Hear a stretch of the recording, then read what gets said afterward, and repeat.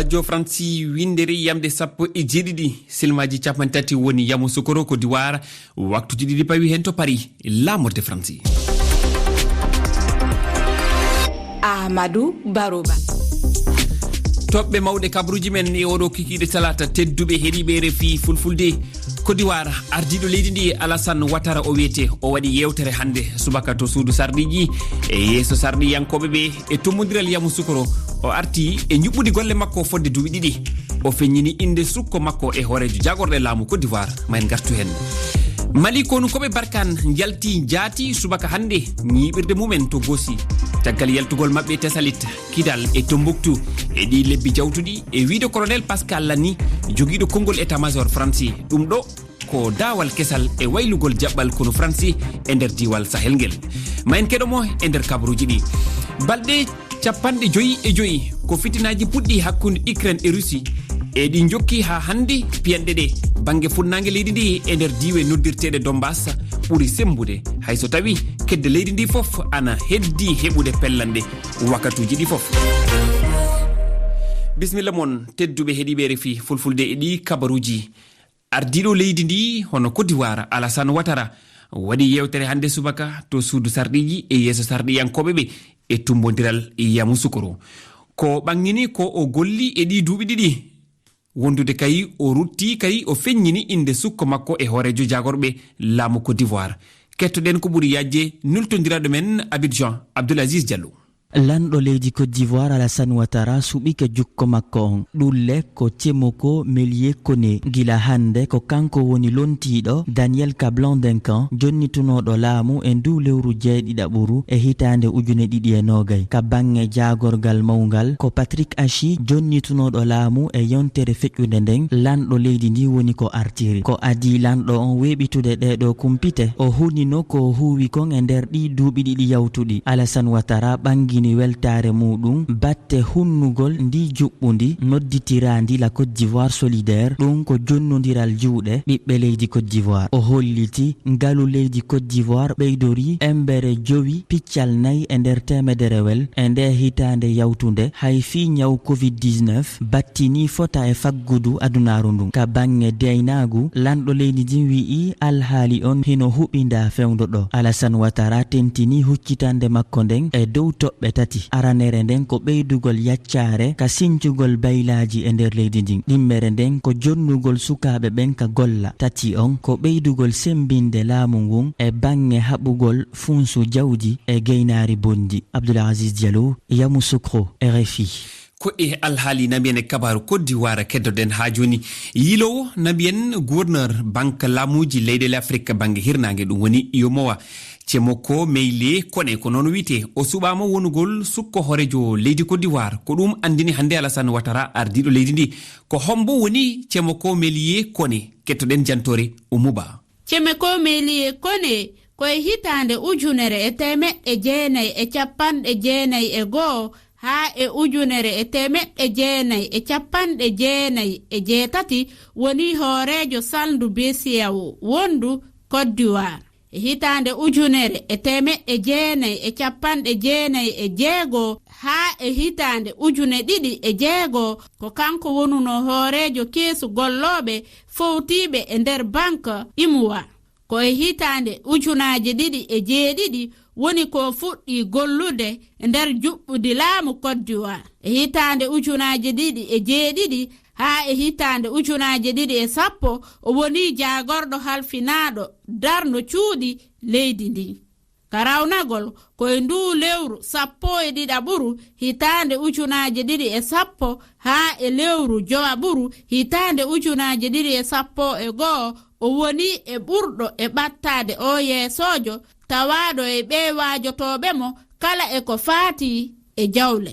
E ngandintinay ko Tchemoko Mélié Koné woni ko lamtoto Alassane Ouattara si tawi o acciti golle walla o nawnu ma o maayi.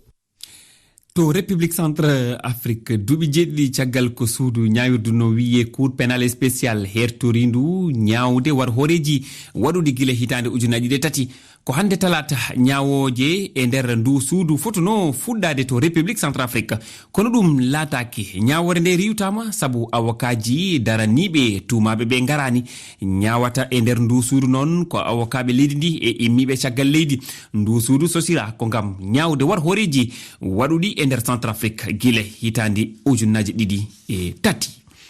payen to Burkina Faso jagorɗo halfinaɗo kaldal kawral ɓiɓɓe leydi ndi Yero Boli noon wiyete o waɗi yewtere e hokkoɓe kabaruji hande talata yewte ɗe koko fewti e calɗi waɗaɗi gam no jaam dumoro artire e nder Burkina Faso e wiide jagorɗo ko jogiɓe kaborɗe ɓe mbaɗi ɗaɓɓade haaldude e mawɓe guure ɗe kay ardiɓe diina e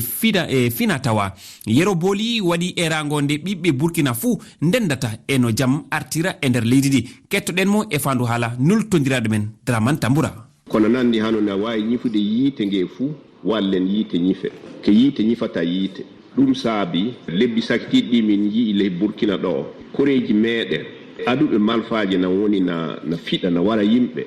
muy kaldude e mawɓe woodi ɓe puɗɗi kaldude fo ɓe ndaara no watta de ɗum fuu ɗum suro ɗum saabi de gouvernement on ne waɗa ko wiyete coordination ɗum won ko yimɓe joƴƴinte walla ɓe ndaara golleji maɓɓe ɗi so won ko ɓe darnoyi ni ɗum tabita ɗum won ko woni namin golla min ndaara hannde ɗum waddimi ɗo fomin kolla yimɓe no ɗum foti waareede wooɗi gollal ngal ɗum gollan yimɓe fuu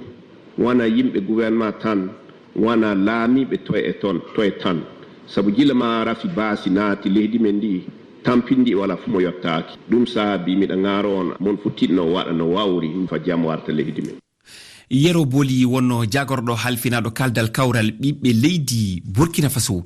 caggal Burkina payen to Mali kono koɓe Barkan immima na mbiyen ɓe jalti jaati subaka hande ñiɓirde mumen to Gosi caggal yaltugol mabɓe Tesalit Kidal e Tombouctou e ɗi lebbi ƴaɓɓiɗi ɗum ɗo ko kaldal ko dawal kesal e waylugol jaɓɓal kono Franci kettoɗen colonel Pascal Lani kanko woni jogiɗo konngol état-major Franci e fandu hala Oumar Mamadou Sow. Aujourd'hui, c'est environ une centaine de soldats hande koko ɓadi temederi e konunkoɓe lesdi France immi Gosi ngam tawtoyde ñiɓirde amen toon to gaw ɓe hen ndewi ko e lawol leydi woɓɓe ɓe ndewi ko e weeyo ngo juɓɓudi jaadudi e ngal eggirgal noon ina fayidini no feewi nde tawno noon ko ngol woni lawol gaddanol ko eggirgal ina waɗa tawi ko e cati ɗe tati kala ete mamin eggin cati gonɗi to Gosi Menaka kam e gawo hadi ceeɗu o gasde limori konunkoɓe wonnoɓe ɗon ɗo bas mbo Gosi o ina waylitono sahana wono temedde kewɗi sahaji kadi ara ha temedere fawi tan ko e sohloji ɗi to batte eggirgal ngal noon ɗum namnimo doole mawɗi adi foof ko imminde ɗum e ɗin basuji fano ɗum to gawo caggal ɗum immina ɗon kadi fana to France ko mbawɗen hen wiide tan ko immugol ɗon ɗo bas mbo Gosi rewi lawol wondi kadi e ndenka wallodirde hen noon e konunkoɓe Mali ete min mbaɗi peeje amen kala haɗum wono e mbadi lamɗi cer ɗum ko ngam hadde yoga e haalullaji ɗi gorani ono yaari ni caggal immugol amen toon après notre départ. payen to Ukraine balɗe 55 ko fitinaji puɗɗi hakkude Ukraine e Russie eɗi jokki ha hande joni noon piyanɗe ɗe banggue funnangue leydi ndi e nder diwe noddirteɗe Donbass ɓuuri sembude fayi so tawi kedde leydi ndi foof ana heddi heɓude pellanɗe waktu foof kettoɗen Abdoulaye Diko gilla kegen fa bete handen piyanɗe ɗe cowi kewɗe e ley yoga e ngalluji Ukraine bete handen ko foti bombaje sappo kono Russie faɗɗi e ley ngallure Kramatorsk funnangue leydi ndi e wi laamu Russie nokkuje konunkoɓe Ukraine sappo e tati bonnama heƴaɓe laamu Ukraine e nde ngallure noddi kala civil en tawaɓe toon jalta no yawiri ngalluje e ley diwal Donetsk yeru Marinka Otcheretin Avdiivka e wi laamu Ukraine piyan en nawɗe goni tan hakkude mabɓe konunkoɓe Russie hono ɗi alhaaliji nawɗi du goni e ley ngalluje Mariupol e Kharkiv fa han diwe funnangue Ukraine Russie haɓata fa Donbass hewta hoore mum nde wonno Russie ana jogori nden nokkude ɓamtindima ko mum iwde e Ukraine ni wi jagoɗo Russie kalfinaɗo konunkoɓe bete talatare hannden mo jokkini wiide e leyɗe tubakuɓe ɗen juutini haɓa ngo sabu ɗe leyɗe dokkata Ukraine kaaki kaɓɓorɗi e alhaali Ukraine hannden an sarta yewtere e téléphone hakkunde Emmanuel Macron hoorejo France Joe Biden mo America e tawtere Ursula von der Leyen hoorejo gommu dental Europe e koolaɗo kuuɓal OTAN Jens Stoltenberg.